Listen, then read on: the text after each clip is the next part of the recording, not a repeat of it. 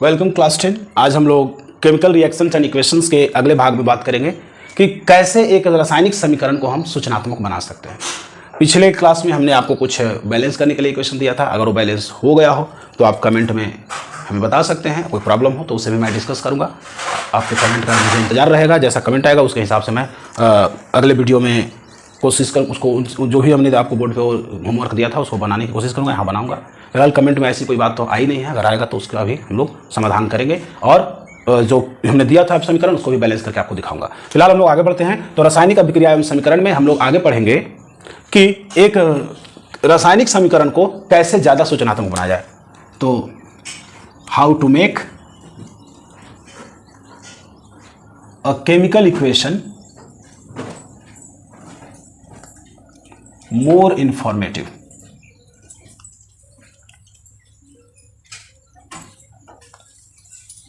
यानी कि रासायनिक समीकरण को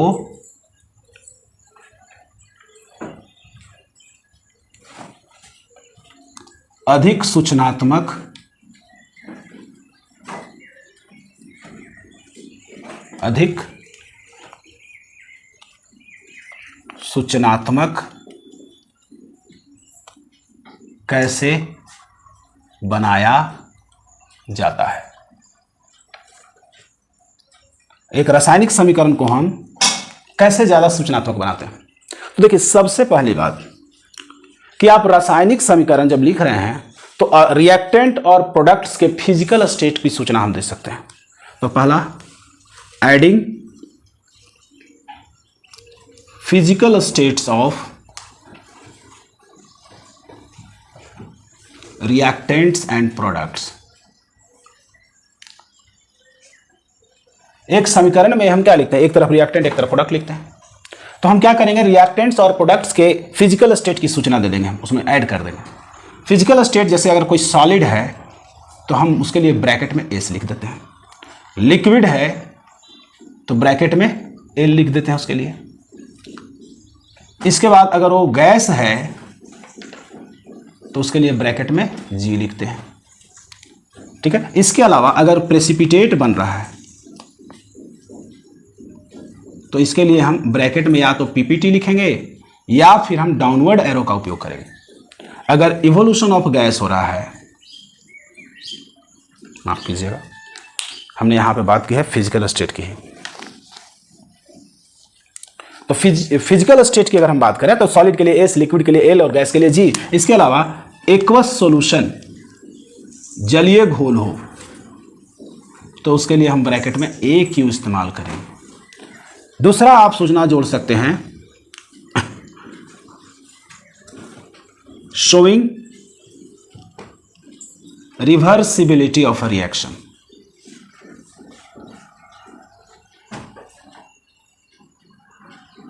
यानी ये आप दिखा सकते हैं कि समीकरण रिवर्सिबल है कि नहीं है, उत्क्रमणीय है या अनुत्क्रमणीय है, आप दिखा सकते हैं। एग्जाम्पल के तौर पे अगर उत्क्रमणीय है, अगर रिवर्सिबल है, रिवर्सिबल रिएक्शन है तो इसके लिए आप यूज कर सकते हैं डबल हेडेड एरो, या ऐसे आप उपयोग कर सकते हैं।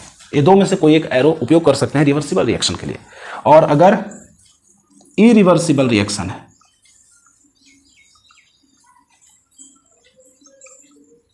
तो उसके लिए आप सिंपल एक एरो उपयोग करेंगे। तो ये कुछ सूचनाएं हैं जो आप ऐड कर सकते हैं। पहले तो आप फिजिकल स्टेट में ऐड करेंगे, सॉलिड के लिए एस, लिक्विड के लिए एल, गैस के लिए जी, एक्वस सॉल्यूशन के लिए ए क्यू। अगर रिएक्शन रिवर्सिबल है, उत्क्रमणीय है तो ये दो में से कोई एक एरो उपयोग कर सकते हैं। अगर अनुत्क्रमणीय है तो ये वाला एरो आप उपयोग करेंगे, सिंगल हेडेड एरो। तीसरा है indicating evolution of gas.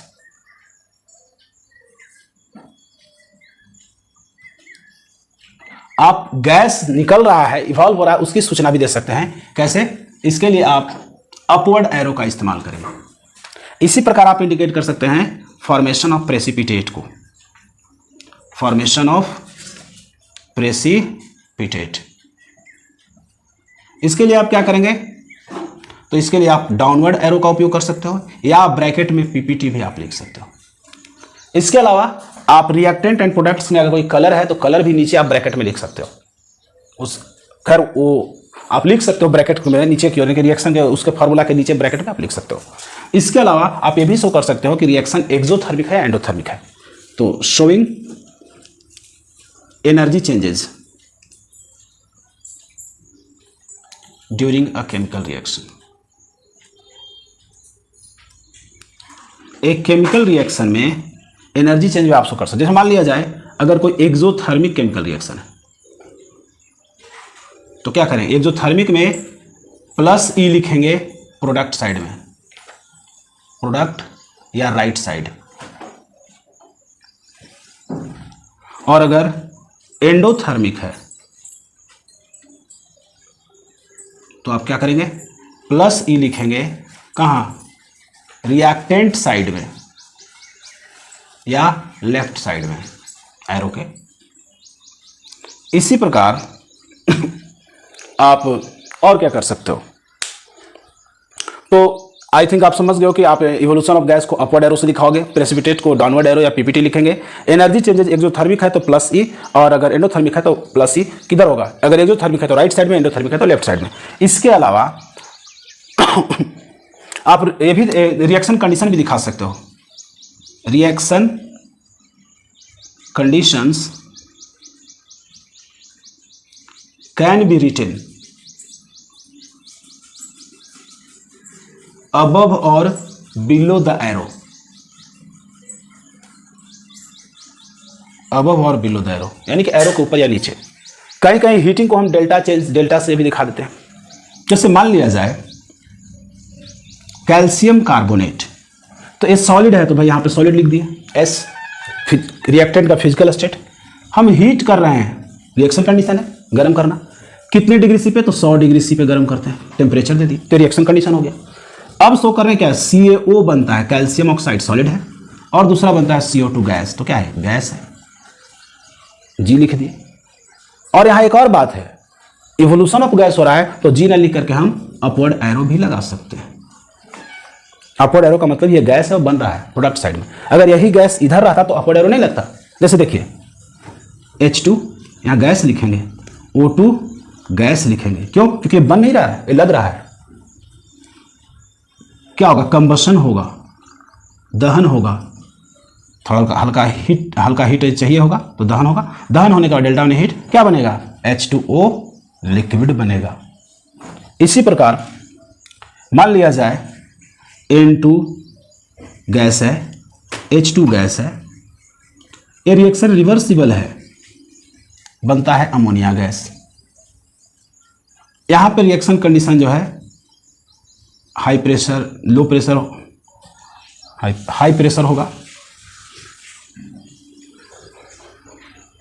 Low temperature होगा। कहीं कहीं कैटलिस्ट भी इसमें कैटलिस्ट वगैरह भी यूज किया जाता है। तो इस तरीके से आप दिखा सकते हैं रिएक्शन कंडीशन को। इसी प्रकार हम लिखते हैं CuSO4 AQ aqueous plus zinc, zinc हम लेते हैं सॉलिड, क्या बनेगा, तो बन जाएगा ZnSO4 एक्वस और Cu सॉलिड। इस तरीके से रिएक्शन लिखते, तो यहाँ फिजिकल स्टेट दिखा रहे हैं। तो इस तरह से आप सारी चीज दिखा सकते हैं। मान लिया जाए हम एक्सोथर्मिक दिखाना चाह रहे हैं, जैसे कार्बन सॉलिड है, ऑक्सीजन गैस है।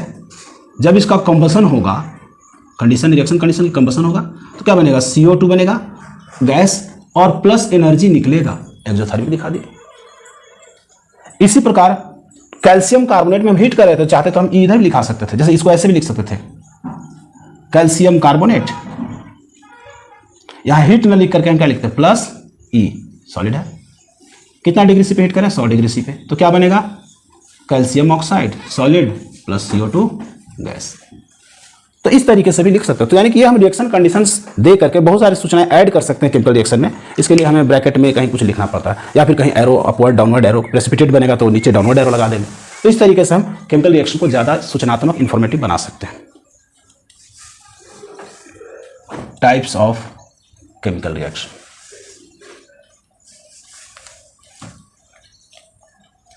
तो मोस्टली हम लोग इस चैप्टर में केमिकल रिएक्शंस के जो प्रकार पढ़ेंगे, वो पहला पढ़ेंगे कॉम्बिनेशन रिएक्शन,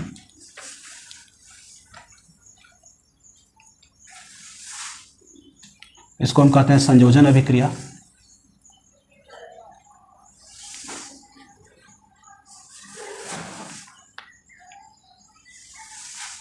दूसरा हम लोग पढ़ेंगे डीकम्पोजिशन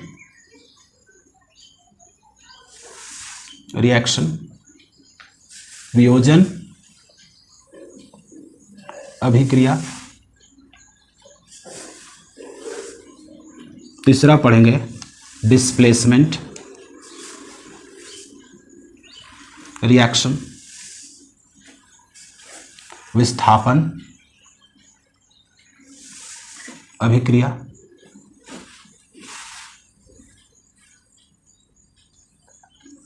चौथा पढ़ेंगे डबल डिस्प्लेसमेंट,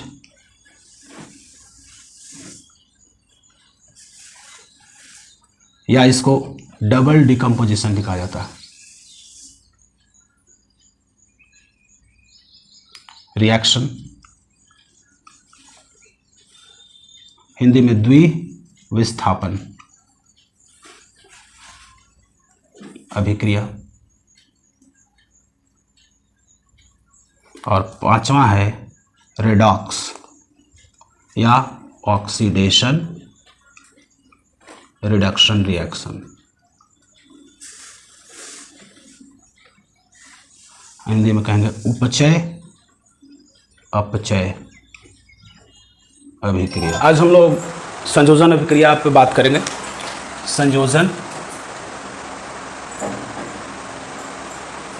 अभिक्रिया, combination reactions, combination reaction.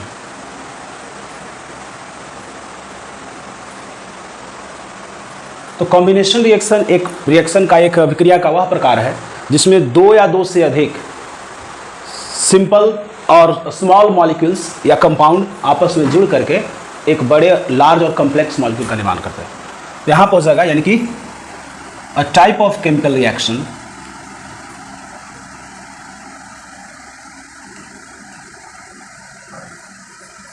in which two or more simpler substances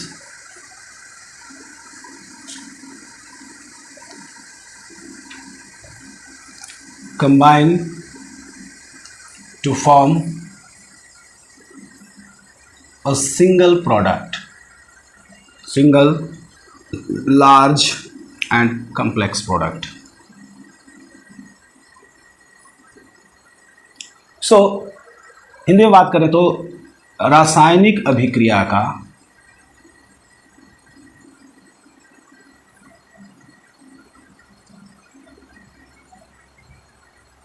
वह प्रकार जिसमें दो या दो से अधिक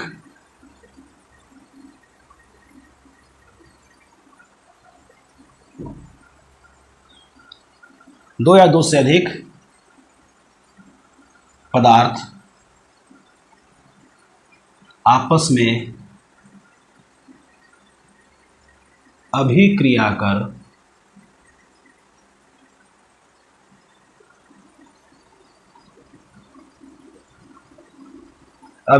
कर एक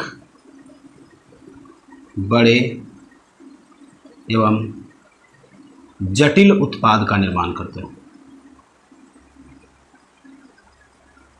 जटिल उत्पाद का निर्माण करते हैं।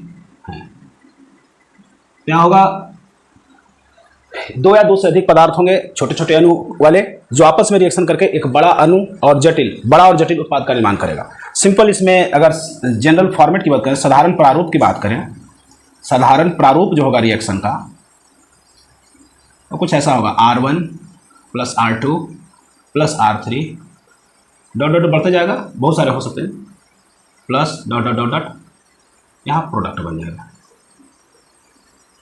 ये साधारण प्रारूप है रिएक्शन का, यानी कि रिएक्टेंट यानी अभिकारक, रिएक्टेंट 1, रिएक्टेंट 2, रिएक्टेंट 3, यानी अभिकारकों की संख्या एक दो से अधिक होगी या दो होगी, कम से कम दो होगी, दो से अधिक 3 हो सकती है, 4 हो सकती है, 5 हो सकती है, लेकिन उत्पाद एक बनेगा, सिंगल। पहचानने का तरीका ये कि लेफ्ट साइड में दो या दो से अधिक पदार्थ होंगे और राइट साइड में केवल एक होगा। तो हम कहेंगे कि ये कॉम्बिनेशन रिएक्शन है, अर्थात एक संयोजन अभिक्रिया है। तो संयोजन अभिक्रिया ए टाइप ऑफ केमिकल रिएक्शन, यानी क्या है, केमिकल रिएक्शन का एक प्रकार है, टाइप माने प्रकार होता है, इन विच जिसमें टू और मोर सिंपलर सब्सटेंसेस, दो या दो से अधिक छोटे छोटे पदार्थ, छोटे छोटे अणु वाले पदार्थ कंबाइन आपस में जुड़ते हैं टू फॉर्म बनाने के लिए क्या, ए सिंगल एक अकेला लार्ज बड़ा और कम्प्लेक्स यानी जटिल प्रोडक्ट बने उत्पाद। यानी कि एक ऐसा प्रकार के रिएक्शन का जिसमें दो या दो से अधिक छोटे छोटे अणु वाले पदार्थ क्या करते हैं, आपस में जुड़ करके एक बड़ा और जटिल उत्पाद का निर्माण करते हैं, यही कहलाता है कॉम्बिनेशन रिएक्शन। तो अगर हम एग्जाम्पल की बात करें कॉम्बिनेशन रिएक्शन का, तो एग्जाम्पल है, पहला एग्जाम्पल हो गया मेटल से देखते हैं। मेटल यानी धातु, मेटल ऑक्सीजन से रिएक्शन करेगा तो बनेगा मेटलिक ऑक्साइड। दूसरा,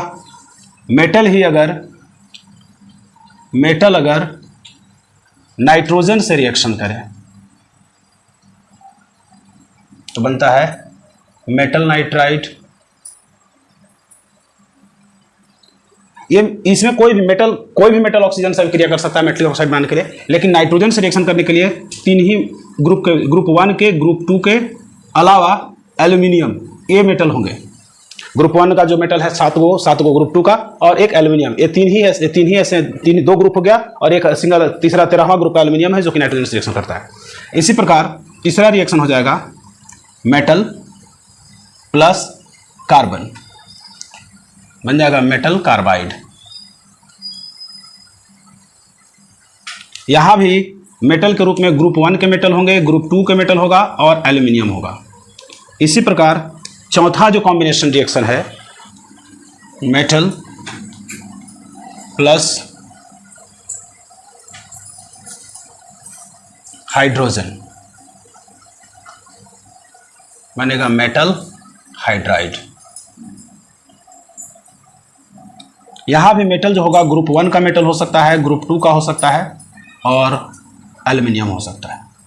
इसी प्रकार मेटल फास्फोरस हो सकता है मेटल के साथ, तो पांचवा हो गया मेटल प्लस फास्फोरस, बनेगा मेटल फॉस्फाइड।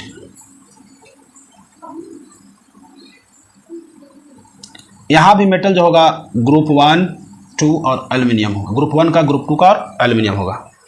तो ये जो नीचे के चार हैं, metal plus nitrogen, metal plus carbon, metal plus hydrogen and metal plus phosphorus, में ग्रुप 1 ग्रुप 2 के मेटल के साथ एल्यूमिनियम रिएक्ट कर सकता है, और कोई भी मेटल इसमें नाइट्रोजन कार्बन हाइड्रोजन फास्फोरस से रिएक्शन नहीं करेगा।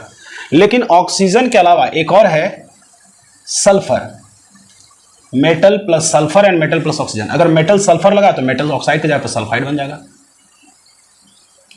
इन दोनों में कोई भी मेटल उपयोग होगा, मेटल प्लस ऑक्सीजन होगा तो मेटलिक ऑक्साइड बनेगा, और मेटल प्लस सल्फर होगा तो बनेगा मेटलिक सल्फाइड। तो इस तरीके से 5 रिएक्शन जो मेटल के साथ है, आगे नॉन मेटल के साथ भी हम लोग रिएक्शन पढ़ेंगे कॉम्बिनेशन, इनका हम लोग 1 बाय 1 करके एग्जांपल देख लेते हैं। तो पहला एग्जांपल था मेटल प्लस ऑक्सीजन या सल्फर। इस रिएक्शन को हम 2 भाग में तोड़ देते हैं। एक हो गया मेटल प्लस ऑक्सीजन रिएक्शन होगा, बनेगा मेटलिक ऑक्साइड, और दूसरा इसी का पार्ट, इसको अगर 1 का ए मान लें तो 1 का बी भी लिख लीजिए, तो 1 का बी हो जाएगा मेटल प्लस सल्फर, बनेगा मेटलिक सल्फाइड।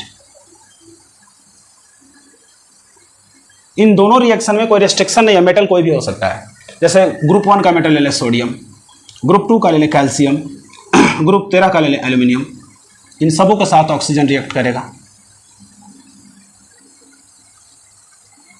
तो रिएक्शन में सोडियम के साथ बनाएगा सोडियम ऑक्साइड, कैल्शियम के साथ बनाएगा कैल्शियम ऑक्साइड, और एल्यूमिनियम के साथ बनाएगा एल्यूमिनियम ऑक्साइड। तो ये मुख्य रूप से रिएक्शन ऑक्सीजन के साथ हो गया मेटल का। आप बैलेंस करेंगे, क्योंकि यहाँ 2 ऑक्सीजन है तो यहाँ 2 लगाएंगे तो 2 गुना 4 सोडियम हो गया, 4 यहाँ लग जाएगा। कैल्शियम ऑक्सीजन 2 है तो यहाँ 2 लगाएंगे तो कैल्शियम भी 2 हो जाएगा, यहाँ 2 लगेगा। एल्यूमिनियम 2 ऑक्सीजन, यहाँ 2 है, यहाँ 3 है, यहाँ सम है, यहाँ विषम है। तो पहले तो इसको हम सम कर लेंगे, 2 से गुना कर देंगे, अगर कहीं विषम हो तो उसको सम कर लेते हैं। 3 दूना 6, तो 6 के लिए हम यहाँ पर 3 लगाएंगे, 3 दूना 6 ऑक्सीजन हो गया, और एल्यूमिनियम हो गया 2 दूना 4, तो यहाँ 4 लगा देंगे। इस तरीके से हम रिएक्शन को बैलेंस करते हैं ना। मेटल प्लस सल्फर की बात करें, मान लीजिए ग्रुप 1 का ले लेते हैं सोडियम, पोटेशियम प्लस सल्फर बन जाएगा पोटेशियम सल्फाइड। इसी प्रकार मैग्नीशियम प्लस सल्फर बन जाएगा मैग्नीशियम सल्फाइड। इसी प्रकार एल्यूमिनियम प्लस सल्फर रिएक्ट होगा तो बन जाएगा एल्यूमिनियम सल्फाइड। इसी प्रकार आयरन भी सल्फर से रिएक्शन कर लेगा तो बन जाएगा आयरन सल्फाइड। ये रिएक्शन है। बैलेंस करिए, तो बैलेंस करने के लिए यहाँ पे 2 लगेगा, सॉरी 2 नहीं लगेगा, यहाँ सल्फर 1 है, सल्फर 1 है पोटेशियम, तो यहाँ 2 लगा दो। मैग्नीशियम सल्फाइड, तो यहाँ MgS, ये तो बैलेंस है। एल्यूमिनियम 2 है, सल्फर 3 है, तो यहाँ 3 लगा दीजिए, यहाँ 2 लगा दीजिए, बैलेंस हो गया। FeS है तो बैलेंस है ही। तो इस तरह से सल्फर के साथ भी रिएक्शन होता है। तो एल्यूमिनियम ऑक्सीजन के साथ और सल्फर के साथ कोई भी मेटल रिएक्ट करेगा, इसमें कोई रिस्ट्रिक्शन नहीं है। ये रिएक्शन मुख्य रूप से कॉम्बिनेशन के हैं, क्योंकि आप देख पा रहे हो कि 2 रिएक्टेंट है, 1 प्रोडक्ट है, 2 reactant 1 product, 2 reactant 1 product, 2 reactant 1 product, हर केस में ये है। तो ये सब के सब क्या है? कॉम्बिनेशन रिएक्शन है। तो दूसरा था metal plus carbon, sorry nitrogen, तो बन जाएगा मेटल नाइट्राइड। मेटल नाइट्राइड, तो यहां पर नाइट्राइड जो होता है उसका सूत्र होता है N3- नाइट्राइड का। अब मेटल में यहां पे ग्रुप 1 के मेटल ले सकते हैं, ग्रुप 2 के मेटल ले सकते हैं और एल्यूमिनियम, इसके अलावा और कोई भी अन्य मेटल नाइट्रोजन से रिएक्शन नहीं करता। तो चलिए देखते हैं ग्रुप 1 में कौन कौन सा है। तो ग्रुप 1 के मेटल्स जो हैं वो हैं, हाँ को तो छोड़ देंगे चूंकि नॉन मेटल है, लीना के रब से फरियाद, लिथियम, सोडियम, पोटेशियम। मेटल की बात करें तो लीना से शुरू होगा, रुबिडियम, सीजियम और फ्रांसियम। फ्रांसियम चूंकि रेडियो एक्टिव है, रेडियो धर्मी एलिमेंट है, इसलिए स्टेबल है ही नहीं, तो रिएक्ट क्या करेगा? इसका कंपाउंड जनरली नहीं पाया जाता है या अभी तक नहीं पाया गया है, इसलिए इसके बारे में हम लोग नहीं पढ़ेंगे, लेकिन बाकी सब के बारे में पढ़ेंगे। और इन सब पे चार्ज +1 होता है। तो सबसे पहले मान लीजिए हम लिथियम का रिएक्शन नाइट्रोजन से करा रहे हैं N2 से, तो क्या बनेगा? लिथियम नाइट्राइड बनेगा। तो लिथियम पर चार्ज +1 है, नाइट्राइड पे 3-। जितना चार्ज उतना संयोजकता, इंटरचेंज करेंगे, फॉर्मूला लिखने का तरीका ही है। तो Li क्या हो जाएगा? Li हो जाएगा 3 और नाइट्रोजन 1 Li3n, ये सूत्र हो गया Li3n। इसी प्रकार अगर सोडियम होता तो सोडियम प्लस N2, यहाँ लिथियम के जगह पे केवल सोडियम हो जाएगा, सोडियम प्लस यहाँ बैलेंस से कोई फॉर्मूला सूत्र क्या होगा? Na3n हो जाएगा Na3n। अगर हम सेकंड ग्रुप ले तो सेकंड ग्रुप में जो एलिमेंट है वो है बेटा मांगे कार सेंट्रो बाप राजी। बी से बेरेलियम, Mg से मैग्नीशियम, Ca से हो गया कैल्शियम, Sr से स्ट्रोंशियम, Ba से हो गया बेरियम और Ra से हो गया रेडियम। अगेन रेडियम जो है वो रेडियो एक्टिव एलिमेंट है, रेडियो धर्मी तत्व है, ईवीएस स्टेबल नहीं होता, इसलिए इसका भी कंपाउंड नहीं पाया जाता। तो जनरली हम इनका पढ़ेंगे। और इन सब पे कॉमन चार्ज होता है +2 होता है। ग्रुप 1 +1 था, ग्रुप 2 +2, क्लियर। तो ग्रुप 2 वाले +2 है। तो अगर हम यहाँ पे मान लें कि बेरिलियम रिएक्ट कर रहा है नाइट्रोजन से, तो क्या बनेगा? बेरिलियम पे होता है +2 और नाइट्रोजन पे होता है, नाइट्राइड पे 3-2 3। इंटरचेंज करेंगे वैलेंसी को, तो बेरिलियम 2 हो गया, तो बेरिलियम 2 और नाइट्रोजन बेरिलियम 3, बेरिलियम 3 हो गया और नाइट्रोजन 2 हो गया, B3N2। तो ये रिएक्शन हो जाएगा। इसी प्रकार अगर हम करवाएंगे यहाँ स्ट्रोंशियम से रिएक्शन, स्ट्रोंशियम प्लस नाइट्रोजन, तो यहाँ बेरिलियम का जब पे स्ट्रोंशियम हो जाएगा, Sr हो जाएगा, इस पर भी तो चार्ज वही है +2 है, इंटरचेंज करेंगे तो हो जाएगा Sr3N2। ये हो जाएगा रिएक्शन नाइट्रोजन के साथ। तो इसी प्रकार हम लोग ग्रुप 2 के एलिमेंट्स का भी हम नाइट्रोजन से रिएक्शन करा के सूत्र वगैरह लिख सकते हैं, रिएक्शन बैलेंस करेंगे, लास्ट में हम सबको बैलेंस कर लेंगे। फिर इसके बाद एल्यूमिनियम है, ग्रुप 1 ग्रुप 2 के अलावा एल्यूमिनियम है। तो एल्यूमिनियम जब नाइट्रोजन से रिएक्शन करेगा तो क्या बनेगा? तो एल्यूमिनियम पे +3 चार्ज होता है और नाइट्रोजन पे भी -3 है, तो 3 कट जाएगा, 1 इंटरचेंज होगा वैलेंसी, तो क्या हो जाएगा? Al बनेगा, एल्यूमिनियम नाइट्राइड। तो इस तरह से अब हम बैलेंस करेंगे इसको। तो देखिए लिथियम यहाँ 3 है, नाइट्रोजन 2 है, तो पहले 2 है तो इसको 2 नाइट्रोजन करने के लिए 2 से गुना करेंगे, तो नाइट्रोजन तो 2 हो गया, लेकिन लिथियम 6 हो गया था, 6 लगा देंगे। यहाँ भी वही करेंगे। बेरिलियम 3 है, नाइट्रोजन 2 तो यहाँ है, बेरिलियम 3 है, 3 लगा देंगे चुपचाप, यहाँ भी वही होगा। Al(N2), तो Al यहाँ एक है, नाइट्रोजन एक है और यहाँ दो है, यहाँ दो लगा देंगे।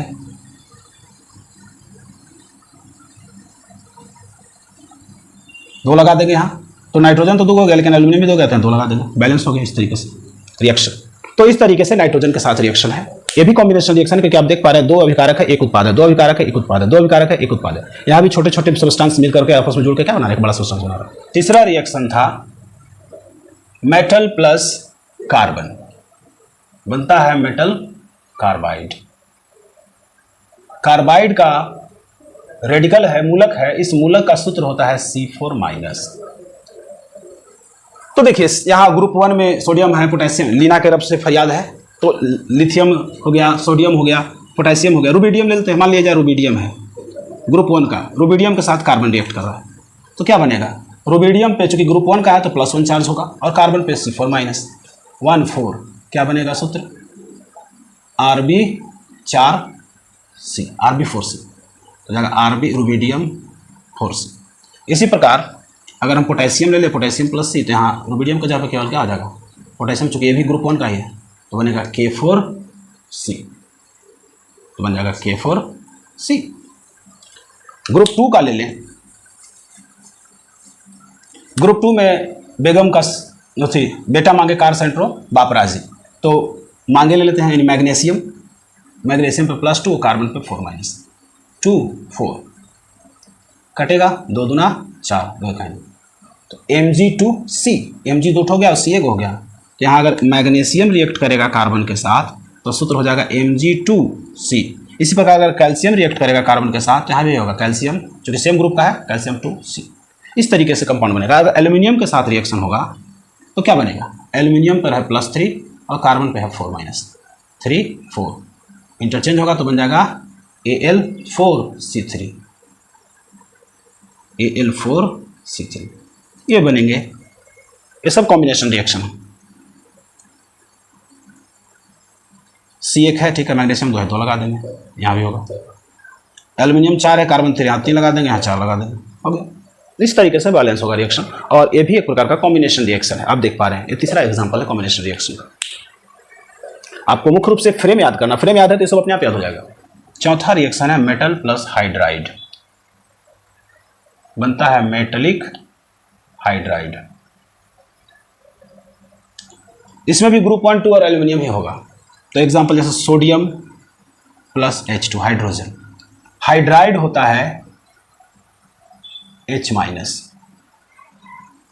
तो सोडियम प्लस और H-, 1 सूत्र हो गया NaH, 1 नहीं लिखते, NaH, 1 से अधिक होगा तब संख्या लिखते हैं। इसी प्रकार मान लीजिए कैल्शियम है, हाइड्रोजन से रिएक्शन कर रहा है, तो कैल्शियम ग्रुप 2 का है तो Ca2+ और H-, 2 1 इंटरचेंज होगा तो Ca एक रह जाएगा और हाइड्रोजन 2 हो जाएगा, तो जाएगा CaH2। इसी प्रकार एल्यूमिनियम अगर हाइड्रोजन से रिएक्शन करे तो एल्यूमिनियम पे +3 चार्ज है और हाइड्रोजन पे -1 है, 3 1, सूत्र बन जाएगा Al एगो और हाइड्रोजन 3 गो, तो जाएगा AlH3। इसको बैलेंस आप कर सकते हैं आसानी से, 2 है यहाँ 2 लगा दीजिए, हाइड्रोजन 2 हो गया, सोडियम भी 2 हो गया, ये तो बैलेंस है। एल्यूमिनियम हाइड्रोजन यहाँ 3 है और यहाँ 2 है, तो ये सम है तो इसको भी सम करना होगा, तो यहाँ 2 से गुना कर देंगे तो सम हो जाएगा 6, यहाँ 3 लगा देंगे, 3 दूना 6, और एल्यूमिनियम 2 है तो यहाँ 2 लगा देंगे, बैलेंस हो गया। इस तरीके से हम मेटल हाइड्राइड का, मेटल और हाइड्रोजन का, सॉरी हाइड्राइड यहाँ लिखा गया गलती से, इसको हाइड्रोजन कर लेंगे, मेटल प्लस हाइड्रोजन बनेगा मेटल हाइड्राइड। तो ये रिएक्शन भी कॉम्बिनेशन रिएक्शन ही है। मेटल प्लस फास्फोरस बनता है मेटेलिक फॉस्फाइड।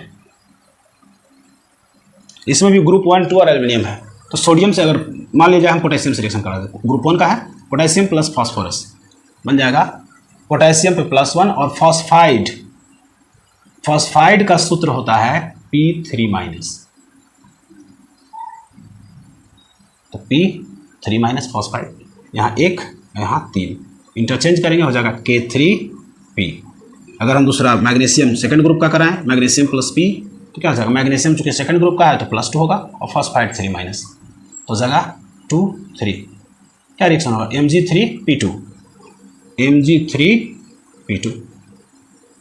एल्यूमिनियम से अगर हम कराएं, एल्यूमिनियम 3+ है और फॉस्फोराइड भी 3+ है, तो 3 3 कट गया, 1 1, तो हो जाएगा Al P। तो एल्यूमिनियम प्लस फास्फोरस बनेगा AlP। ठीक है, तो इस तरीके से हम रिएक्शन को बैलेंस करेंगे। इसको 3 को फास्फोरस पोटेशियम है 3 कर दिए, मैग्नीशियम 3 है, फास्फोरस 2 है 2 लगा दिए, यहाँ 3 लगा दिए, एल्यूमिनियम 1 है, फास्फोरस तो बैलेंस है। तो इस तरीके से हम मेटल के साथ कॉम्बिनेशन रिएक्शन हमने पढ़ा। आगे नॉन मेटल के कुछ कॉम्बिनेशन रिएक्शन हम लोग देख लेते हैं। 5 हो गया था। छठा एग्जाम्पल, नॉन मेटल यानी अधातु ऑक्सीजन से रिएक्शन करेगा तो बनेगा नॉन मेटेलिक ऑक्साइड। उदाहरण पे तो कार्बन प्लस ऑक्सीजन बनता है CO2। कब? जब सफिशिएंट एयर हो। सफिशिएंट एयर, पर्याप्त मात्रा में हवा में अगर जलाया जाए कार्बन को तो CO2 बनता है। लेकिन अगर लेस एयर में जलाया जाए कार्बन का ऑक्सीजन के साथ, अगर लेस एयर में कम अपर्याप्त हवा में जलाया जाए तो बनता है कार्बन मोनोऑक्साइड। याद रखिएगा सूत्र, यह है कार्बन डाइऑक्साइड और यह है कार्बन मोनोऑक्साइड। इसी प्रकार हाइड्रोजन अगर ऑक्सीजन से रिएक्शन करेगा तो बनता है जल समान स्थिति में। लेकिन यही हाइड्रोजन और ऑक्सीजन का रिएक्शन अगर हम परऑक्साइड कैटलिस्ट की उपस्थिति में करें, परऑक्साइड कैटलिस्ट, तो बन जाता है H2O2। यह है हाइड्रोजन ऑक्साइड या जल, वाटर।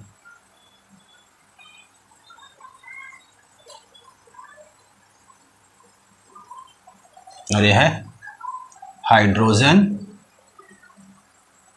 पेरोक्साइड। इसी प्रकार अगर हम बोरोन ले लें तो बोरोन ऑक्सीजन के साथ रिएक्शन करेगा तो बनेगा B2O3। इसका नाम है boric oxide. Non metal hydrogen से भी रिएक्शन करते हैं तो बनता है नॉन मेटलिक हाइड्राइड।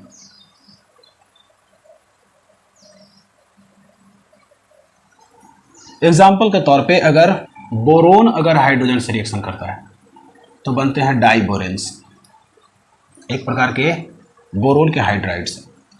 इसके बारे में आप हायर क्लासेस में पढ़ेंगे, इंटर में आपको डाइबोरेंस मिलेगा पढ़ने के लिए। इसी प्रकार कार्बन अगर हाइड्रोजन से रिएक्शन करता है तो बन जाता है हाइड्रोकार्बन्स।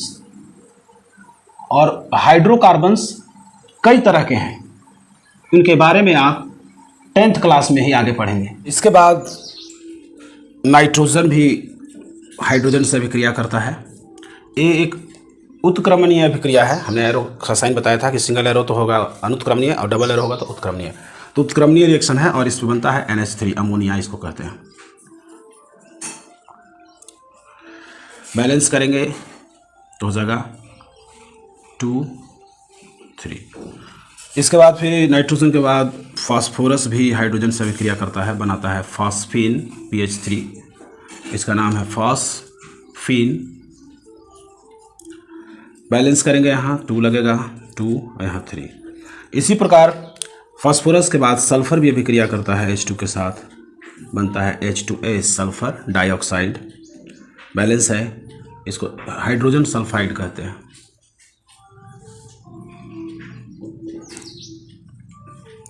इसी प्रकार फ्लोरीन रिएक्शन करेगा हाइड्रोजन के साथ, क्लोरीन रिएक्शन करेगा हाइड्रोजन के साथ तो बनेगा HFHCl। 2 से बैलेंस करेंगे लगा करके, हाइड्रोफ्लोरिक एसिड और हाइड्रोक्लोरिक एसिड। इसी प्रकार और भी रिएक्शन है इसी में, हैलोजन में ही फ्लोरीन, क्लोरीन के बाद ब्रोमीन आता है तो ब्रोमीन भी रिएक्ट करेगा H2 के साथ, बनेगा HBr, हाइड्रोब्रोमिक एसिड। इसी प्रकार आयोडीन भी रिएक्शन करेगा H2 के साथ, लेकिन ये रिएक्शन रिवर्सिबल हो जाता है। ये सब रिवर्सिबल नहीं है लेकिन ये रिवर्सिबल हो जाता है, बनता है HI, हाइड्रोआयोडिक एसिड। तो इस तरीके से निर्माण होता है। ये हाइड्रोजन के साथ मेटल का अभिक्रिया है। इसमें एक खास बात याद रखनी है, H2S। H2S एक गैस है। इसके अलावा इम्पॉर्टेंट लैब रीएजेंट है, यानी इम्पॉर्टेंट लैब में इम्पॉर्टेंट केमिकल के रूप में उपयोग होता है। इसके अलावा इसका जो स्मेल है वो रोटेन एग लाइक स्मेल होता है। रोटेन एग लाइक स्मेल है इसमें, और इसको रखा जाता है एक स्पेशल एपरेटस में, यंत्र में, जिसका नाम है कीप्स एपरेटस। तो H2S को रखा जाता है कीप्स एपरेटस में, कीप साइंटिस्ट का नाम है, तो उन्होंने ये एपरेटस डिजाइन किया है, इस एपरेटस का नाम है कीप्स एपरेटस। तो H2S गैस है, इंपॉर्टेंट लैब रिएजेंट है, क्योंकि लेबोरेटरी में क्या होता है, इस इंपॉर्टेंट केमिकल के रूप में उपयोग किया जाता है। रोटेन एग, सड़े हुए अंडे के समान इसका गंध है, और कीप्स एपरेटस में इसको रखा जाता है। H2S की बात हो गई। तो हाइड्रोजन के साथ अभिक्रिया आई थिंक आपको समझ में आ गई होगी। 8वां रिएक्शन है metal oxide plus water.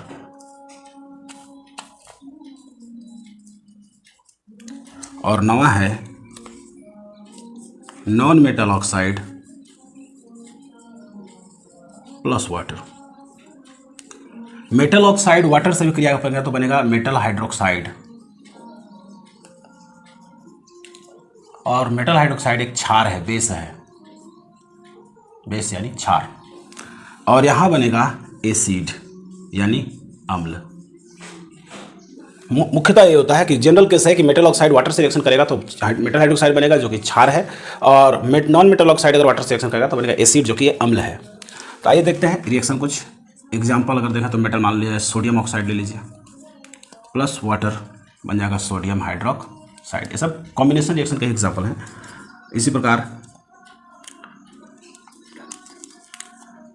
Barium oxide plus beryllium oxide plus water, barium नहीं, बेरिलियम ऑक्साइड प्लस वाटर बन जाएगा बेरिलियम हाइड्रोक्साइड। यहाँ पर मेटल ऑक्साइड जो हैं, सभी मेटल ऑक्साइड सोल्यूबल नहीं होते, पानी में नहीं घुलते, और जो घुलते हैं वही रिएक्शन करेगा। तो याद रखिएगा ग्रुप 1 के और ग्रुप 1 के ऑल मेटल ऑक्साइड्स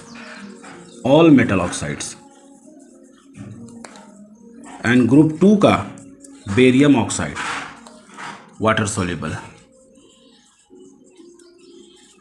इसके अलावा ग्रुप 2 का मैग्नीशियम ऑक्साइड और कैल्शियम ऑक्साइड पार्शियली सोल्यूबल है, थोड़ा बहुत घुलता है।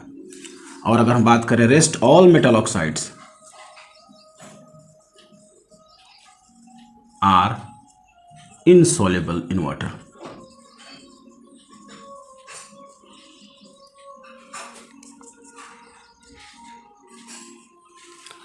ग्रुप 1 के सभी मेटल ऑक्साइड और ग्रुप 2 का बेरियम ऑक्साइड वाटर में घुल जाता है। ग्रुप 2 का मैग्नीशियम ऑक्साइड और कैल्शियम ऑक्साइड पार्शियली सोल्यूबल है, और मैंने थोड़ा बहुत घुलता है, और रेस्ट ऑल जितने भी मेटल ऑक्साइड है, इसके अलावा जितने भी मेटल के ऑक्साइड्स होंगे वो वाटर में नहीं घुलेंगे, तो ये रिएक्शन भी डायरेक्ट नहीं होगा। नॉन मेटल के ऑक्साइड, जैसे अगर मान लिया जाए CO2 है, कार्बन डाइऑक्साइड, वाटर में घुलेगा तो बना लेगा कार्बोनिक एसिड H2CO3, नाम है इसका कार्बोनिक एसिड। इसी प्रकार बोरिक ऑक्साइड घुलेगा वाटर में तो बन जाएगा बोरिक एसिड। ये सब कॉम्बिनेशन रिएक्शन है। पूरा डिटेल हम लोग अगले क्लास इस पूरा डिटेल जो मेटल नॉन मेटल के ऑक्साइड्स का पानी में घुलने से जो बनता है अम्ल और क्षार, ये पूरा का पूरा जो रिएक्शन है डिटेल में हम लोग पढ़ेंगे चैप्टर 3 में, अम्ल क्षार और लवण में। अब बैलेंस कर सकते हैं इसको, तो बैलेंस है H3, तो यहाँ 2 लगा दीजिए, यहाँ 3 लगा दीजिए। हाइड्रोजन 3 दूना 6, 2 3 6 हो गया, और बोरोन 2 हो गया, ऑक्सीजन कितना हो गया 3 और 3 6, 2 3 6, ठीक है, बैलेंस है। इसी प्रकार अगर मान लिया जाए हम ले लें N2O5 नाइट्रोजन पेंटाऑक्साइड अगर वाटर में घुलेगा तो बन जाएगा नाइट्रिक एसिड HNO3। इस तरीके से रिएक्शन होता है। तो यहाँ पे हो गया मेटल ऑक्साइड का वाटर में और नॉन मेटल का ऑक्साइड का वाटर में। इसके अलावा आगे हम लोग पढ़ेंगे कि मेटल ऑक्साइड और नॉन मेटल ऑक्साइड भी आपस में रिएक्ट करता है। तो 10वां है metal oxide plus non metal oxide, जब आपस में रिएक्शन करेगा तो कॉरस्पॉन्डिंग सॉल्ट बनेगा। एग्जाम्पल के तौर पे देख लीजिए, कैल्शियम ऑक्साइड मेटल का ऑक्साइड है और CO2 नॉन मेटल का ऑक्साइड। इन दोनों से क्या एसिड बनेगा वो पहले जान लेना जरूरी है। तो कैल्शियम ऑक्साइड से अगर इसको वाटर में घोलोगे तो बनता है कैल्शियम हाइड्रोक्साइड, ये इसका क्षार रूप है।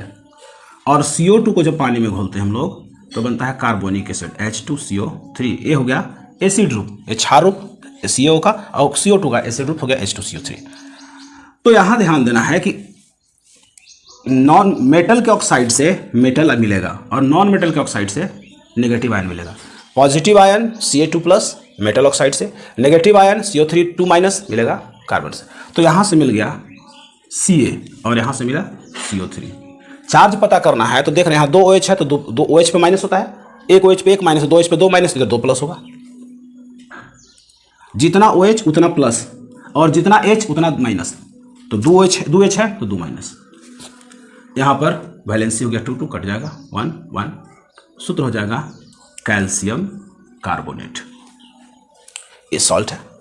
इसी प्रकार ले लीजिए ZnO zinc oxide plus SO3। ये जब रिएक्शन होगा तो क्या बनेगा, जिंक ऑक्साइड का जो बेस रूप है पानी में नहीं घुलेगा, लेकिन बेस रूप हम जानेंगे, बन जाएगा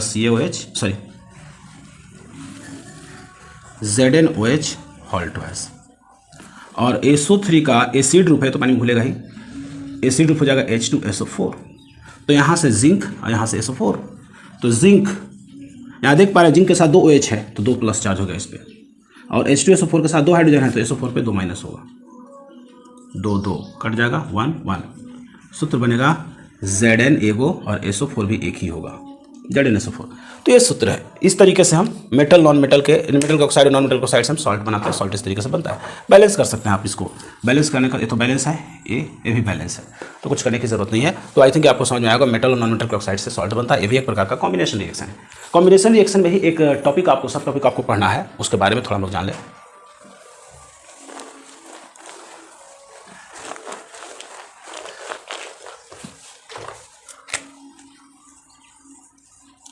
सिंथेसिस रिएक्शन, इसको हम लोग कहते हैं संश्लेषण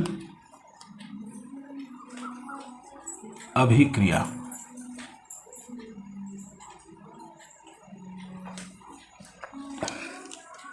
तो ये एक प्रकार का कॉम्बिनेशन रिएक्शन है। थोड़ा सा एग्जांपल हम लोग देख लेते हैं, 2-3-4 एग्जांपल से समझते हैं। जैसे देखिए, जिंक जब ऑक्सीजन से रिएक्शन करेगा तो बनेगा जिंक ऑक्साइड। इसी प्रकार सोडियम जब क्लोरीन से रिएक्शन करेगा तो बनेगा NaCl, sodium chloride.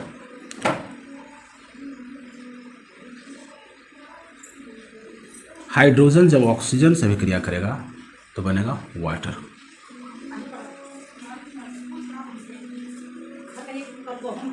Calcium oxide जब SO2 से अभिक्रिया करेगा तो बनेगा कैल्शियम सल्फाइड।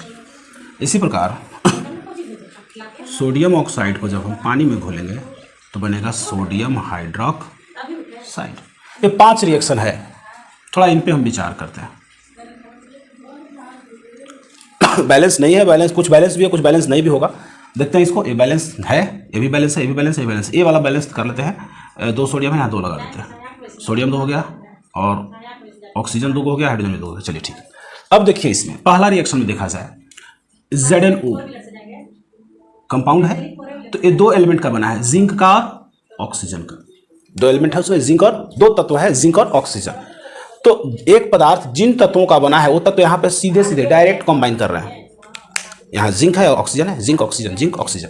तो अगर कोई पदार्थ अपने अवयवी तत्वों के सीधे सीधे आपस में जुड़ने से बनता है तो हम कहेंगे कि वो सिंथेसिस रिएक्शन है। नो डाउट एक कॉम्बिनेशन रिएक्शन भी है, लेकिन यह कॉम्बिनेशन रिएक्शन होने के साथ साथ सिंथेसिस रिएक्शन भी है। अगला एग्जांपल देखते हैं, NaCl।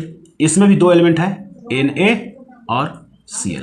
2 एलिमेंट है, Na और Cl, इन दोनों का सीधे सीधे संयोग से बना है, इसीलिए ये भी एक सिंथेसिस रिएक्शन है। कॉम्बिनेशन रिएक्शन होने के साथ साथ सिंथेसिस रिएक्शन है। यहाँ आते हैं, H2O में हाइड्रोजन है और ऑक्सीजन 2 तत्व है। ये दोनों हाइड्रोजन और ऑक्सीजन के जुड़ने से ही बना है, इसलिए ये भी एक सिंथेसिस रिएक्शन है, कॉम्बिनेशन रिएक्शन होने के साथ साथ। लेकिन यहाँ देखिए आप, ये जो एलिमेंट है, ये जो यौगिक है कैल्शियम सल्फाइड, इसमें कैल्शियम है, सल्फर है और ऑक्सीजन है, ये 3 तत्व हैं। क्या यहाँ कैल्शियम सल्फर ऑक्सीजन आपस में जुड़ के बन रहा है?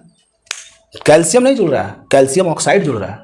सल्फर नहीं जुड़ रहा है, सल्फर का ऑक्साइड जुड़ रहा है। यानी डायरेक्ट यहाँ तत्व नहीं जुड़ रहे हैं, ये 2 यौगिकों के मिलने से बन रहा है। तो एक संयोजन अभिक्रिया है, कॉम्बिनेशन रिएक्शन तो है, लेकिन ये सिंथेसिस रिएक्शन नहीं है, क्योंकि यहाँ ये जो पदार्थ है वो अपने अवयवी एलिमेंट्स कैल्शियम, सल्फर और ऑक्सीजन के डायरेक्ट संयोग से नहीं बन रहा है। यहाँ ऐसा ही एक एग्जांपल ये भी है, सोडियम हाइड्रोक्साइड, इसमें 3 एलिमेंट है, सोडियम, ऑक्सीजन और हाइड्रोजन। लेकिन यहाँ सोडियम के जगह पे क्या जुड़ रहा है, सोडियम ऑक्साइड जुड़ रहा है, हाइड्रोजन के जगह पे हाइड्रोजन ऑक्साइड में वाटर जुड़ रहा है। तो यहाँ ये दोनों जो सब पदार्थ हैं, कैल्शियम सल्फाइड और सोडियम हाइड्रोक्साइड, ये दोनों बन तो रहे हैं लेकिन दो अलग अलग यौगिकों के आपस में संयोजन से बन रहा है। यहाँ पर इनके अवयवी तत्व आपस में सीधे सीधे नहीं जुड़ रहे हैं। सो सिंथेसिस रिएक्शन क्या है, तो a special type of a combination reaction in which a substance is formed by the direct combination of